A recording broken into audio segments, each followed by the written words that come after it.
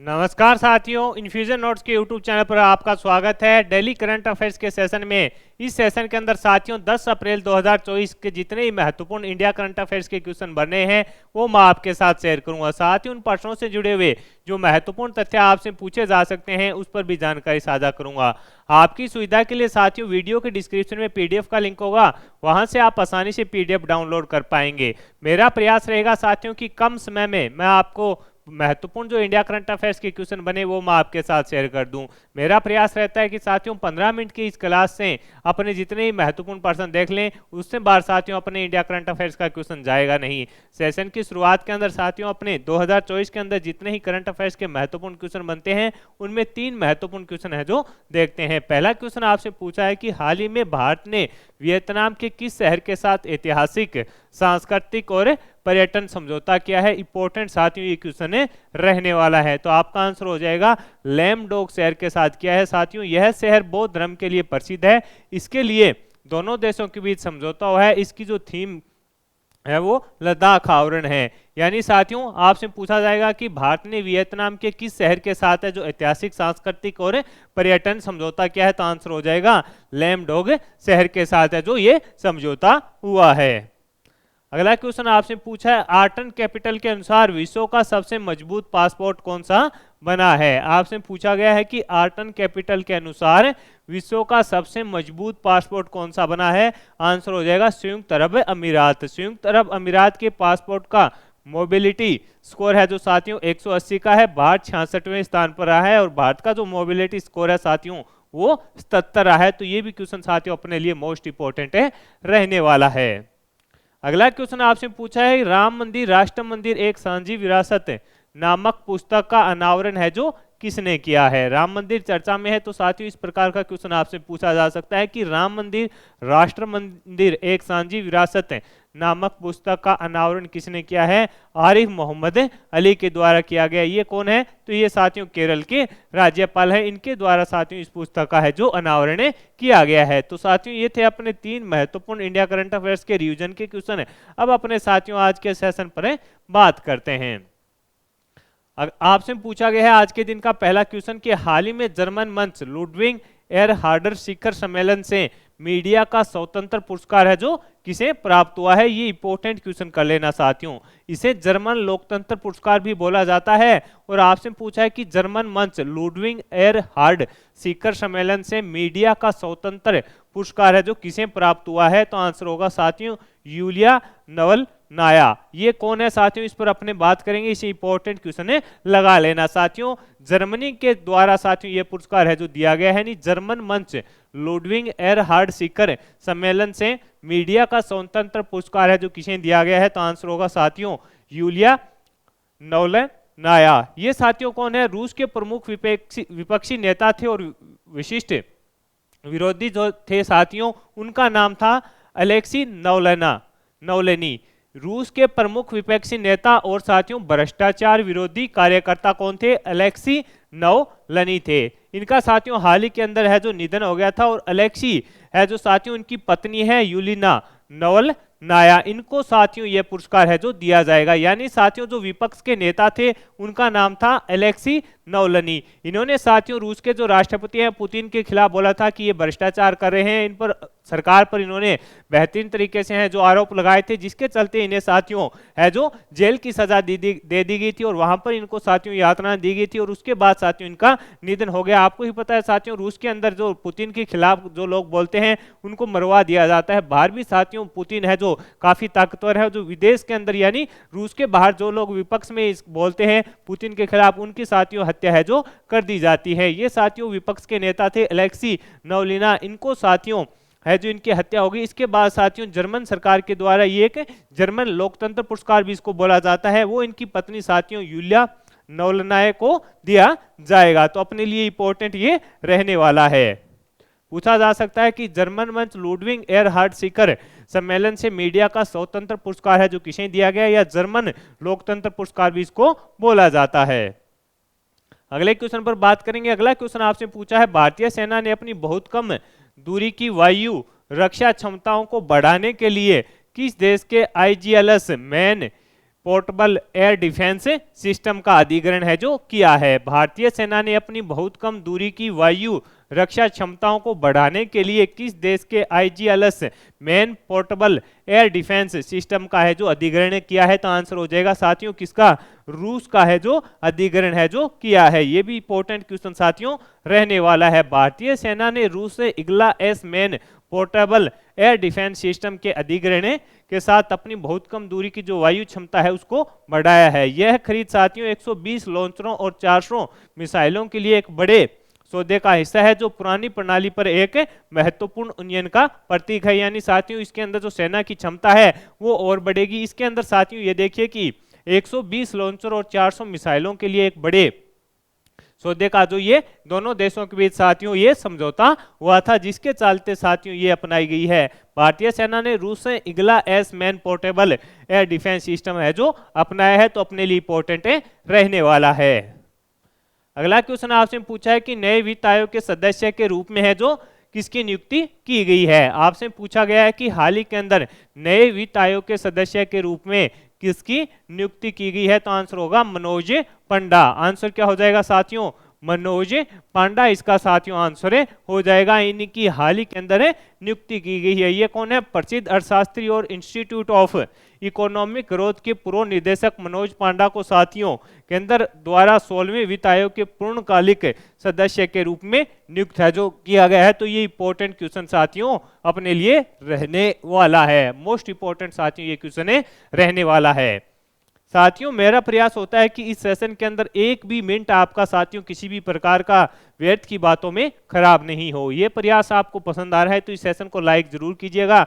अगला क्वेश्चन आपसे पूछा है कि हाल ही में किस देश ने अपने रोजगार वीजा कार्यक्रम में बदलाव किया है? हाल ही में किस देश ने अपने साथियों रोजगार वीजा जो कार्यक्रम है उसके अंदर बदलाव किया है? तो आंसर हो जाएगा साथियों न्यूजीलैंड। ये क्वेश्चन साथियों बढ़िया क्वेश्चन है। इसमें चीजें जो देश की होती है उस पर अपने को समझने को मिलेगा। पहले देखते हैं, हाल ही में न्यूजीलैंड ने पिछले साल लगभग रिकॉर्ड प्रवासन के बाद अपने रोजगार वीजा कार्यक्रम में तत्काल बदलाव किया। बदलाव के तहत कम कुशल नागरिकों के लिए अंग्रेजी भाषा की आवश्यकता शुरू करने और अधिकांश नियोक्ता कार्य वीजा के लिए न्यूनतम कौशल और कार्य अनुभव सीमा निर्धारित करने जैसे उपाय है जो किए गए हैं। साथियों आपको भी पता है कि हमारे देश से भी काफी साथी हैं जो न्यूजीलैंड चले जाते हैं वहां पर काम की तलाश में, जिसके चलते साथियों जो स्थानीय लोग हैं न्यूजीलैंड के उन लोगों को साथियों वहां पर क्या नहीं मिल रहा है? रोजगार नहीं मिल रहा है। जिसके चलते साथियों वहां की सरकार के द्वारा यह प्रयास किया गया है कि न्यूनतम जो भी कार्य होगा, मतलब अगर कोई अनपढ़ भी आदमी उस कार्य को कर सके उसके लिए भी साथियों उसको थोड़ी बहुत है जो इंग्लिश से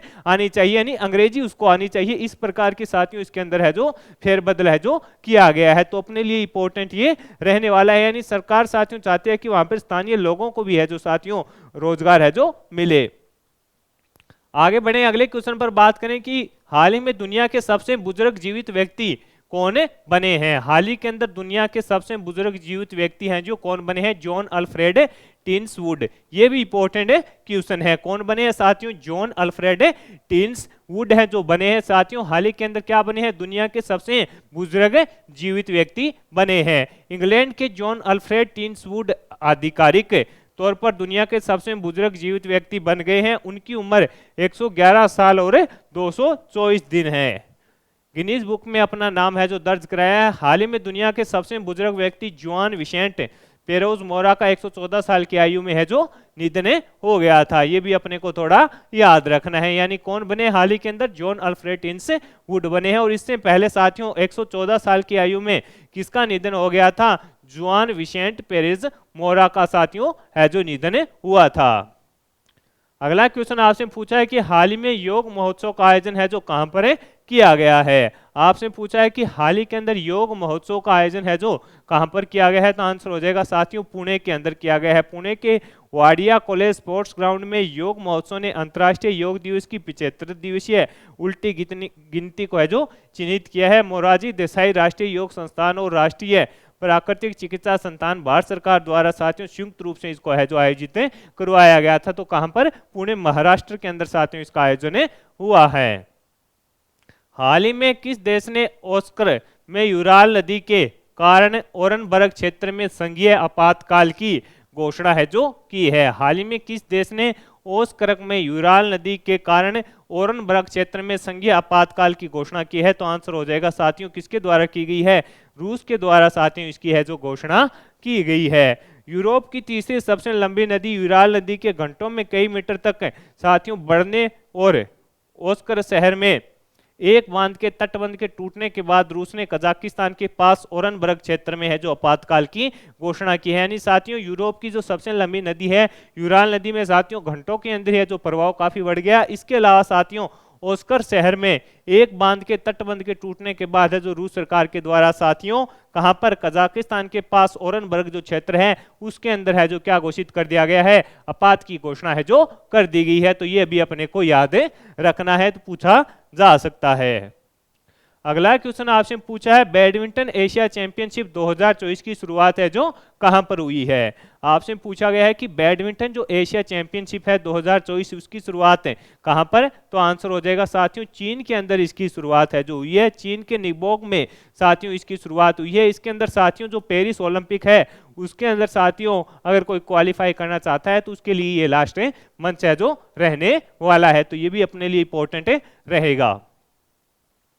अगला क्वेश्चन आपसे पूछा है कि अप्रैल 2024 के प्रथम सप्ताह में एनर्जी कार्गो ट्रैकर वोर्टेक्सा रिपोर्ट के अनुसार रूस से सर्वाधिक क्रूड ऑयल आयात है जो किसने किया है। अप्रैल 2024 के प्रथम सप्ताह में एनर्जी कार्गो ट्रैकर वोर्टेक्सा रिपोर्ट के अनुसार रूस से सर्वाधिक क्रूड ऑयल है जो किसने आयात किया है। तो आंसर हो जाएगा साथियों चीन ने किया है। और चीन ने साथियों है जो भारत को पछाड़ दिया है। यानी साथियों पहले इसके अंदर प्रथम स्थान पर कौन था, तो अपना प्यारा भारत था। और अब कौन आ गया है, चीन आ गया है। साथियों मार्च 2024 में चीन ने समुद्र के रास्ते 1.82 मिलियन बैरल प्रतिदिन है रूसी कच्चे तेल का जो आयात किया और भारत ने 1.36 मिलियन के आसपास किया है। तो कौन आ गया है साथियों, चीन है जो रूस से तेल के आयात के मामले में शीर्ष स्थान पर आ गया है।